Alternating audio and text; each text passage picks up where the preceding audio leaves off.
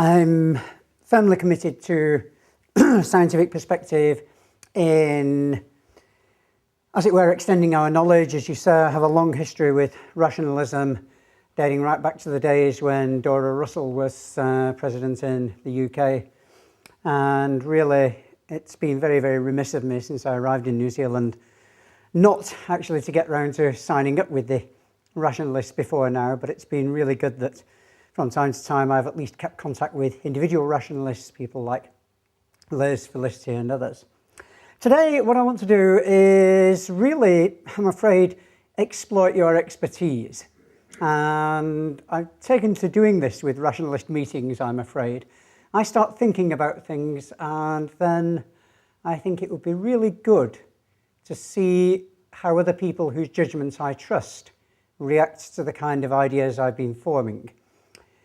So I'm hoping that what I say won't be too far away from what sounds sensible, but certainly more than happy to be corrected if what I put forward doesn't seem entirely to make sense. So basically, kind of things I wanted to talk about today, just a brief outline of what's meant by slippery slope arguments, a bit about the logic of slippery slopes, and this I think is possibly what accounts for most of the debate. I have some thoughts on what evidence we have for slippery slopes and how they might work, and certainly this has come into priority in recent years with a resurgence of attempts to defend slippery slope positions. I'd like to perhaps present a question, and this is really, even if we get slippery slopes, are they necessarily a bad thing? And finally, hopefully, draw some conclusions. And first and foremost, acknowledgement and a caveat. The caveat is that this, as I've probably suggested, is very much work in progress. Almost certainly in need of improvement. And as I say, I'm very grateful to any of you guys who will be, I'm sure, making very useful suggestions. I should also acknowledge my co-worker here, Dr. Philippa Malpas, who is a lecturer of medical ethics at the Grafton campus at the university. We've been having a lot of discussions about this topic for a long time, but I hasten to say that this presentation has been done without actually showing it to Philippa, so any errors are entirely my responsibility and nothing to do with her. And I'm going to be oversimplifying because we've only got a short time, and frankly, if I had an AGM to look forward to, I certainly wouldn't want to be starting off by having to listen to some total stranger for some long period of time as well. So I'm going to try to keep things relatively brief and inevitably somewhat simple, but if people want me to talk about things in more detail, happy to do so. And we've got a real problem, I think, when we start to address this issue, because even the whole notion of a slippery slope, which we hear talked about in a lot of contexts, is really not often all that well defined. It's sort of taken as one of those things that we sort of know what a chair is, we don't need to define it. So we sort of know what we mean by a slippery slope. But ironically, even pinning down a definition does turn out to be rather slippery. But it's got great emotional overtones. You know, this slippery slope, oh good heavens, I'm falling down, I'm tumbling, I'm out of control. And it's most usually used by sort of very conservative factions who say, do not change because who knows what it may lead to. And the basic principle has been outlined, I think originally in this form by Hans van Delden. The idea is that the concern is if we decide to take some course of action, A, because it will lead to some arguably acceptable consequence, B, the concern is that it may also at some point lead us to accepting something which we currently regard as unacceptable. And this, of course, many of you will know has been used, certainly as far as we're concerned in this country and in a lot of Europe, in discussions of things like voluntary euthanasia. And it's rare to see any detailed debate about voluntary euthanasia which doesn't at some point raise anxieties and fears and scaremongering about what kind of slippery slope is this leading us down.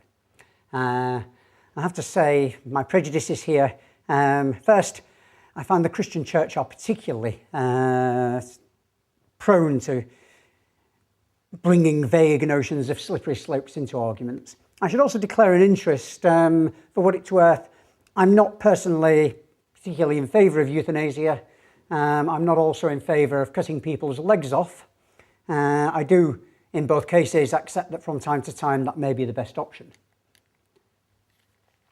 So, people might say, well, okay, I accept your arguments for euthanasia in certain circumstances, but we're not going to permit it because we're worried about the slippery slope that may result. So we might say, okay, somebody's suffering a great deal. Many years ago, famous case in the UK is known as the Cox case.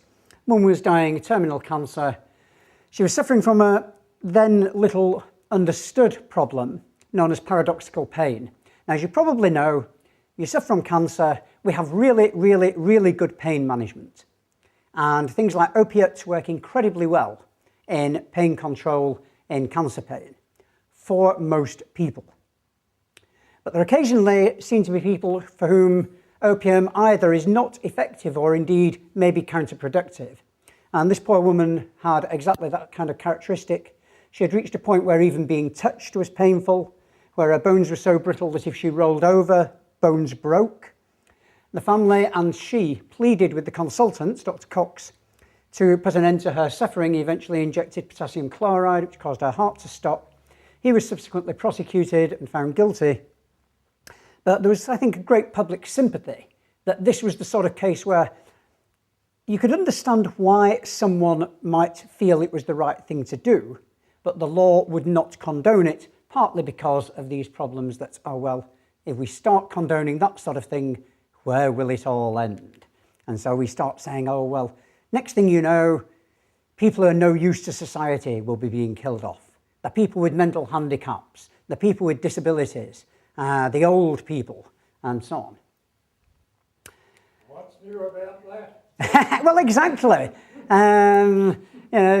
We could resist a huge number of things on that basis. People have proposed several reasons. Just very quickly, I'll come into these in more detail shortly. But the kind of things people talk about are that, well, once you start doing that, our horror about certain things will lead us to be more accepting of other things. There may be flaws in the legislation, loopholes. Suddenly you pass a law and then you find, good heavens, we've also, under this, permitted something we didn't intend. And people have a logical breakdown. Well, if you're doing it with that, then people will argue on the grounds of consistency and so on. There are actually many more such examples, but I think these probably subsume most of the others. The others differ in matters of detail. First thing to note, I guess, and one thing that I'm always keen to emphasise when talking about this, it's actually very, very difficult to find any good evidence for slippery slopes. People will tell you of good evidence, and there is huge anecdotal evidence. I get books telling me that if I go to Holland, old people are living in fear that they're going to be suddenly have their lives put to an end because euthanasia has been legalised. I've met lots of old people in Holland, and I've never met anybody with these anxieties.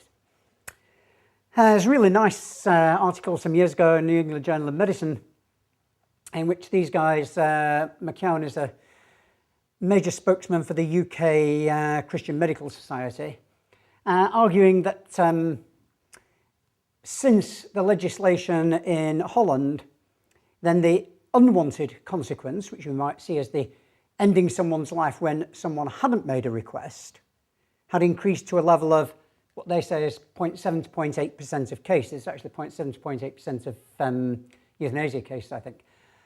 The problem is that they tell you this is an increase, but they don't actually have any evidence of what it was in the past. And indeed, our own information from similar studies in New Zealand and similar information from other countries such as Australia and countries in Europe, Belgium and so on, suggests that when euthanasia is illegal for fairly good reasons, you actually get quite high relative to these incidences, simply because doctors do not wish to discuss euthanasia with a patient whom they're sure probably would want it,